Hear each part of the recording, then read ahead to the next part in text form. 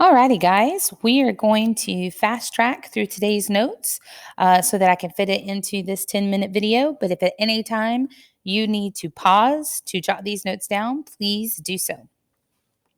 All right, we're talking about point of view today. And so we need to know what point of view is. It's essentially the relationship of the storyteller to the story or the angle of vision from which the story is told. I like to think of this as a pair of glasses. Whose glasses exactly are we wearing? Are we wearing one of the characters' glasses? Are we wearing one of the minor characters' glasses? Are we wearing glasses that maybe a godlike figure would wear? Whose glasses are we wearing? And the point of view affects how the author reports information, it narrates the action, and how it describes characters, setting, objects, and emotions. There's more to point of view. It interprets or judges characters, setting, objects, and emotions. It can affect or establish the tone of the work. At many times, it may be emotionally involved, and it may even attempt to influence the reader. And it can range, like I said, from reporting the facts, like a reporter, to this seeing all, knowing all, telling all, godlike figure. All right, so our first example is first person central. This is when the narrator literally wears the glasses or the mask of a main character. The thoughts of the other characters are not known to them, though, if they're close enough to that character, they might be able to infer or guess what they're thinking. This is great for authors who want the reader to feel really close to the main characters. So when we think of first person central, we're think of a story being told from essentially the people who are in its point of view. So, for example, we have Edgar Allan Poe. His story, The Pit and the Pendulum, is a horror story where a man is strapped down to a table and there is a swinging blade that is slowly descending on him. But it is told from the point of view of the man. So, as the reader, we feel like we're strapped down with him, that blade is getting closer and closer to us, and we can feel his fears, and we know what it's like to hear the swish of the blade and smell what he smells. And all of that kind of puts us into that horror story, which makes it even more horrifying. So Edgar Allan Poe chose that point of view for a purpose, essentially. There's also first person peripheral. Okay, so this is still told by a character in the story, but there is the difference that this character is more of an observer of the actions and not actually a participant.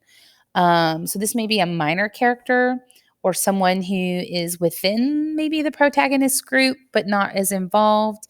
Um, you're limited to what you can infer because you're not a part of the in crowd. Um, but this person also is not very reliable because they tend to pick sides. So think of it this way: if Harry Potter were told by Neville Longbottom, or possibly told by Draco Malfoy, right? The main characters, Harry, Ron, and Hermione, they're doing their thing. And if I'm Neville, I'm on their side, but I don't always know what they're doing. I definitely don't know what they're thinking.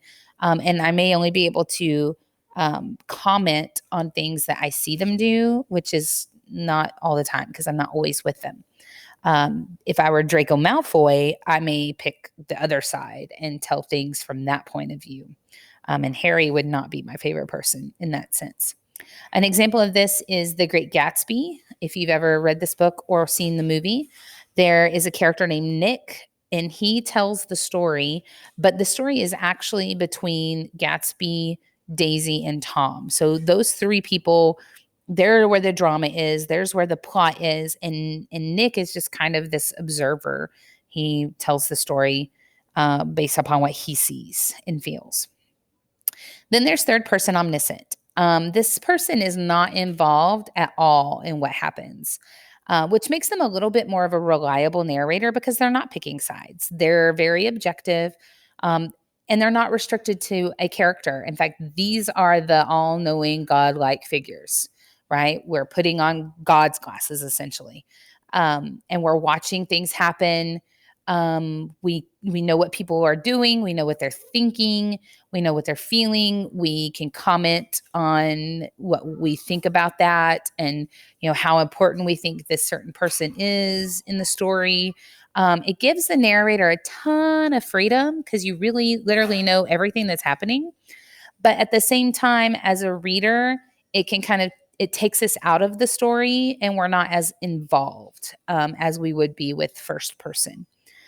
An example of that would be Philip Pullman's Dark Materials. If you've ever read or again seen the movie The Golden Compass, there's a protagonist named Lyra, and she and her friends, accomplish these different things, and the whole time we're seeing it from afar, and really we don't even connect that much with Lyra. We just This is what's happening. It's told very reporter like. This happened, and this happened, and this happened. Third person limited is kind of that same concept. We're still all knowing, all seeing, but we're limited to one character. So we only really know what they're thinking. And because of that, we can connect more with that one character. And sometimes that allows us to pass judgment on actions or characters depending on that narrator's tone and the style that they use. An example of this would be Harry Potter. We always know what Harry's doing. We even know what Harry's thinking, but we only know what Hermione and Ron are doing when they're with us, right? And really, their importance is only when they're with us. So we can kind of see everything that Harry knows and does and says, but that's it. It allows the reader to get a little closer to that main character and feel for them versus that third person omniscient. Third person objective is basically that omniscient objectivity, but without the ability to see all, know all. So we're still that reporter type feel, and it's based simply on what we see happening. So this happened, and this happened, and this happened. We have no access to their thoughts, the character's thoughts, and we don't intrude in any way. We just observe, we just record. This is what's happening. Again, this kind of takes the reader out of the story some, but it does allow for that objectivity. An example of this is The Scarlet Letter. If you, again, have ever read this or seen the movie, there's a character named Hester who's being punished for a sin. But really, the villagers are punishing her maybe unfairly. But honestly, as the observer, as the third person objective, we don't really care one way or the other. We just see it happening. And we're left to kind of decide for ourselves which side we should be on. It's not really told to us. So, what to look for when we're looking at point of view? First of all, just find out what is the dominant point of view. There may be multiple, but find the dominant one. And then, what is the author's purpose, do you think, in choosing that point of view? Once you've decided on that, decide, is your narrator reliable? Are they too close to the action? Could they be swayed by their relationships within the action, or are they completely away from it? How do you explain any distortions of fact that you detect? Do you think the author is lying to you intentionally, or are they just leaving things out unintentionally? Every author does some sort of distortion based upon their point of view. And then, what are the advantages of that point of view? How does the point of view accomplish the author's purpose? And does the point of view remain constant throughout the story, or does it shift? And if it does shift, why does it do that? That's all I have for you guys today. I hope you have a wonderful day.